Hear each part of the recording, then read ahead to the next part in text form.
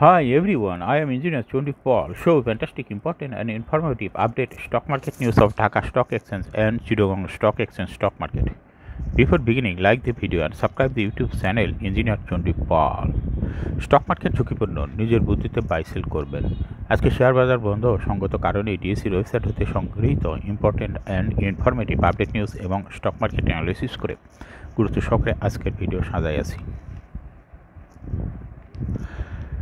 Now focus you একটু পরেই stock মার্কেটে তালিকাভুক্ত কোম্পানি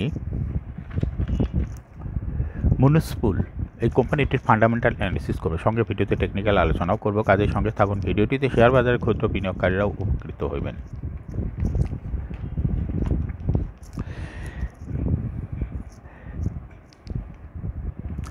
নাও fantastic Dhaka stock exchange index update.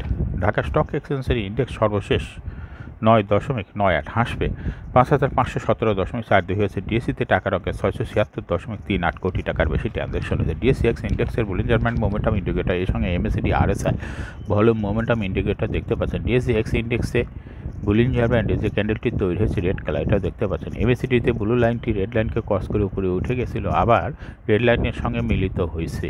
সামনের কয়েকটা দিন অবজারভেশনে বোঝা যাবে এটা কোন দিকে যায়, আবার উপরে উঠে যায় নাকি ক্রস করে। হিস্টোগ্রাম ও জে লাইনের উপরে পজিটিভ ভলিউম ক্রিয়েট করেছে, আরএসআই 40 নিচে আছে। নাও ফ্যান্টাস্টিক শেয়ার মার্কেট নিউজ। প্রথম পান থেকে আয় বেড়েছে 24 ব্যাংকের। শেয়ার বাজার তালিকাভুক্ত ব্যাংক খাতে 36টি কোম্পানির মধ্যে এ পর্যন্ত 35টি কোম্পানি জানুয়ারি হইতে মার্চ 2024 প্রথম পান থেকে অনিক্ষিত আর্থিক প্রতিবেদন প্রকাশ করেছে। প্রকাশিত আর্থিক প্রতিবেদন অনুযায়ী শেয়ার প্রতি আয় ইপিএস বেড়েছে 24 ব্যাংকের। একই সময় আয় কমেছে 9টি ব্যাংকের, লোকসান হয়েছে 2টি ব্যাংকের। আয় বৃদ্ধি পাওয়া ব্যাংকগুলো হলো Global Islami Bank, Standard Bank, Mercantile Bank, Dutch Bangla Bank, Trust Bank, Mutual Trust Bank, Social Islami Bank, NRB Bank, BRAC Bank, Premier Bank, City Bank, Pubali Bank, EXIM Bank, Shahjalal Islami Bank, Prime Bank, Al Arafah Bank, Dhaka Bank, Jamuna Bank, Eastern Bank, One Bank, Uttara Bank, South Bangla Agriculture Bank, United Commercial Bank, Union Bank PLC. গ্লোবাল ইসলামী ব্যাংকে প্রথম প্রান্তিক January হইতে March 2024 ব্যাংকটির share প্রতি EPS হয়েছে 81 পয়সা। আগের অর্থ বছরে যা ছিল 58 পয়সা। অর্থাৎ এই গ্লোবাল ইসলামী ব্যাংকের আয় ভালো বৃদ্ধি পেয়েছে, ইপিএস বৃদ্ধি পেয়েছে। অর্থাৎ গত বছরের তুলনায় শেয়ার প্রতি ইপিএস বেড়েছে 23 পয়সা। ঢাকা ব্যাংক প্রথম প্রান্তিক জানুয়ারি হইতে মার্চ 2024 সমন্বিতভাবে ইপিএস হয়েছে 76 পয়সা। আগের বছর একই সময় ইপিএস ছিল 60 পয়সা। অর্থাৎ গত বছরের তুলনায় শেয়ার প্রতি ইপিএস বেড়েছে 16 পয়সা। সাউথ বাংলা এগ্রিকালচার ব্যাংক প্রথম প্রান্তিক জানুয়ারি হইতে মার্চ 2024 ব্যাংকটি সমন্বিত আয় ইপিএস হয়েছে 24 পয়সা। আগে ছিল 17 পয়সা। গত বছরের তুলনায় ব্যাংকটির ইপিএস বেড়েছে 7 পয়সা। প্রথম প্রান্তিক জানুয়ারি হইতে মার্চ 2024 ইউনিয়ন ব্যাংকের শেয়ার প্রতি আয় ইপিএস বেড়েছে 37 পয়সা। আগের বছর একই সময় যা ছিল 36 পয়সা। অর্থাৎ গত বছরের তুলনায় শেয়ার প্রতি ইপিএস বেড়েছে 1 পয়সা। ক্ষুদ্র বিনিয়োগকারীরা ক্যাপিটাল গেইনে করের বাইরে থাকবেন। শেয়ার বাজারে বিনিয়োগ করে 40 লাখ টাকার বেশি মুনাফার উপর কর আরোপের কথা ভাবছে জাতীয় রাজস্ব বোর্ড। সংস্থাটি আগামী 2024-25 অর্থবছরে বাজেট প্রস্তাবে বিষয়টি অন্তর্ভুক্ত করতে চায়। এক্ষেত্রে করের হার হতে পারে 15%। তবে মূলধনী আয়ে ক্যাপিটাল গেইনের উপর কর আরোপের বিষয়টি শেষ পর্যন্ত চূড়ান্ত হলেও ক্ষুদ্র বিনিয়োগকারীরা এর আওতায় আসবেন না বলে জানিয়েছে সংশ্লিষ্টরা। প্রতিষ্ঠানের পাশাপাশি ব্যক্তি বিনিয়োগকারীদের অনেকেই শেয়ার বাজারে বড় অঙ্কের বিনিয়োগ করেন, তাদের অনেক বিপুল পরিমাণ মুনাফাও করেন। তালিকাভুক্ত কোম্পানির শেয়ারে বিনিয়োগ করে অনেক সময় ক্ষুদ্র বিনিয়োগকারীরা ক্ষতিগ্রস্ত হন। বড় বিনিয়োগকারীরা বেশিরভাগ সময়ই মুনাফা করেন, তবে সরকার সেখান থেকে কোনো রাজস্ব পায় না। ক্ষুদ্র বিনিয়োগকারীদের সুরক্ষা দিতে আগামী বাজেটে বড় বিনিয়োগকারীদের উপর কর আরোপ করা হতে পারে। যদি একজন বিনিয়োগকারী 40 লাখ টাকার বেশি লাভ করেন তাহলে সরকারকে কর দিতে হতে পারে। এক্ষেত্রে করের হার 15% নির্ধারণ করা হতে পারে।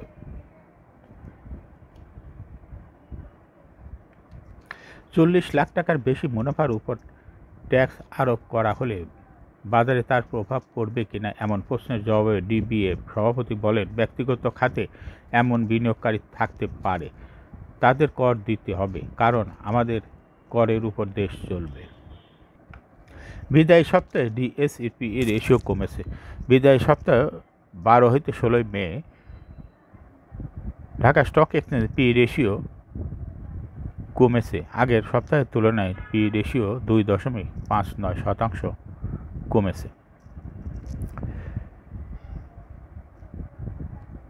আলোচ্য সপ্তাহে ডিএসইর পি রেশিও 10.87 পয়েন্টে অবস্থান করছে। আগের সপ্তাহে পি রেশিও ছিল 11.16 পয়েন্টে।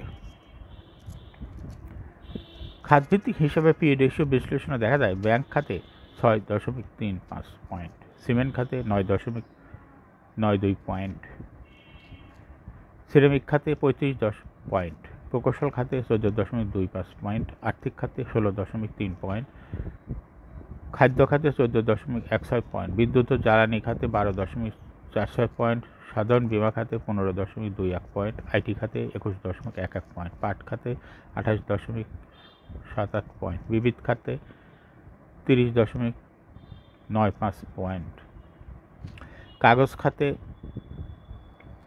20.79 পয়েন্ট, ওষুধ খাতে 13.64 পয়েন্ট, সেবার অবকাশ খাতে 18.92 পয়েন্ট, ট্যানারি খাতে 20.92 পয়েন্ট, ভ্রমণ অবকাশ খাতে 17.78 পয়েন্ট, টেলিকমিউনিকেশন খাতে 7.59 পয়েন্ট, বস্ত্র খাতে 15.4 পয়েন্ট অবস্থান করছে।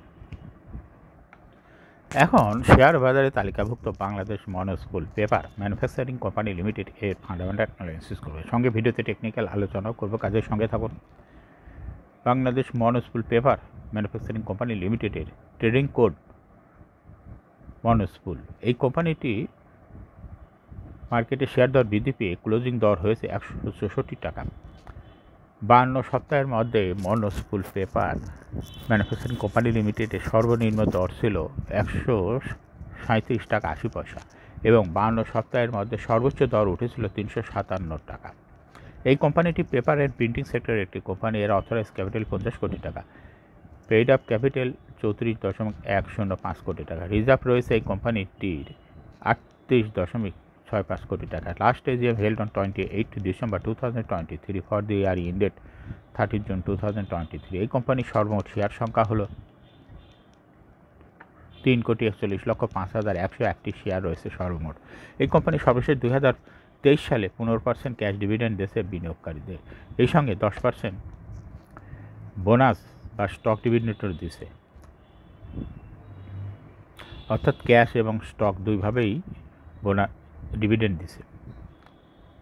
Price earning ratio based on latest audited financial statement in the year 16th May 2024 P ratio হলো 21.73।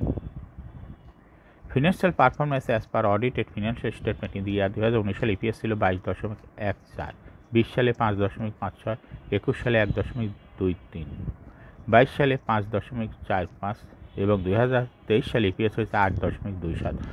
ইপিএস এর গ্রোথ ভালো এবং 2023 সালে ভালো ইপিএস বৃদ্ধি পেয়েছে।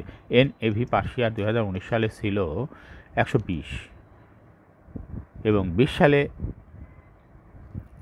116.31, 21 সালে 40.43, 22 সালে 44.88, 2023 সালে 52.15। এনএভি পার শেয়ারের গ্রোথ ভালো। প্রফিট 2019 সালে ছিল 6.749 কোটি টাকা। এখান থেকে 2023 সালে প্রফিট বৃদ্ধি পেয়েছে, ভালো বৃদ্ধি পেয়েছে, হয়েছে 7.765 কোটি টাকা। ডিভিডেন্ড ইল্ড এই কোম্পানিটি 0.51। লিস্টিং আর এই কোম্পানিটি 1989 সালে শেয়ার বাজারে তালিকাভুক্ত হয় market category A. Share holding percentage as on 30 June 2023-তে স্পন্সর ডাইরেক্টর হোল্ড করতেছে 45% share. Share holding percentage as on 30 April 2024-এ ডাইরেক্টরের শেয়ার হোল্ডিং পার্সেন্টেজ কিছুটা বেড়েছে, হয়েছে 48.67% শেয়ার। গভর্নমেন্টের কাছে কোনো শেয়ার ছিল না, ইনস্টিটিউশনের কাছে 23 সালে ছিল 8.96% শেয়ার।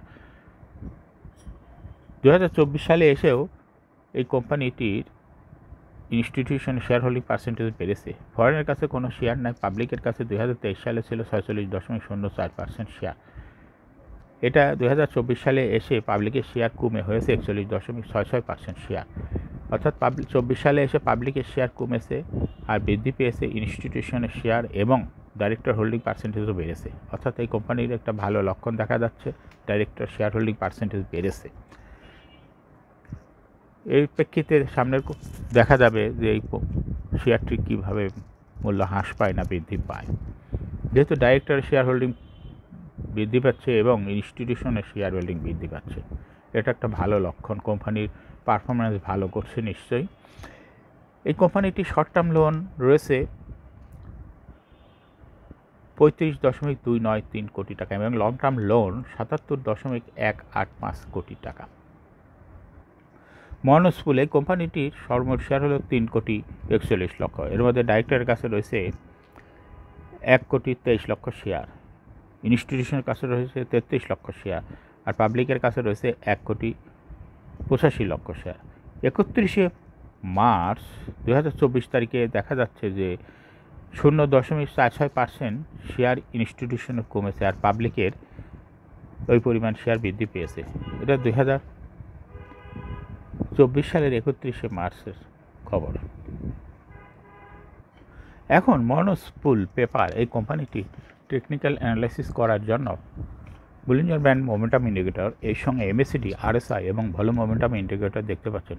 বুলিঞ্জার ব্যান্ডে আপার ব্যান্ড এবং লোয়ার ব্যান্ড ভালো বৃদ্ধি পেয়েছে এবং সর্বশেষ মিডিল ব্যান্ডের নিচে বুলিশ মোডে ট্রানজেকশন হয়েছে, ক্যান্ডেলটি তৈরি হয়েছে গ্রিন কালার, এটাও দেখতে পাচ্ছেন। এমএসিডিতে ব্লু লাইনটি রেড লাইনকে ক্রস করে একটু নিচে নেমে গেছে, হিস্টোগ্রাম ও জিরো লাইনের নিচে নেগেটিভ ভলিউম ক্রিয়েট করছে। আরএসআই 40 নিচে ঊর্ধ্বমুখীভাবে আছে। বর্তমানে মনোস্পুল পেপারটি ভালো প্রাইস অ্যাকশন দেখাচ্ছে। এই কোম্পানির এই শেয়ারটি প্রায় এরকম প্রাইস অ্যাকশনের মাধ্যমে বিনিয়োগকারীদের লাভ করার সুযোগ করে দেয়। এরকম fantastic, important and informative public নিউজের ভিডিও নিয়মিত দেখতে ইউটিউব চ্যানেল ইঞ্জিনিয়ার চণ্ডী পাল এটা এখনও সাবস্ক্রাইব করুন, সঙ্গে সঙ্গে লাইক করুন, শেয়ার করুন। এই ভিডিওটি ফেসবুকে শেয়ার করুন এবং টুইটারে শেয়ার করে আপনার ফ্রেন্ডস অ্যান্ড ফ্যামিলিকে শেয়ার মার্কেট সম্পর্কে জানার সুযোগ করে দেন। যারা অলরেডি সাবস্ক্রাইব করছেন তাদেরকে অসংখ্য ধন্যবাদ। Thank you for watching this video.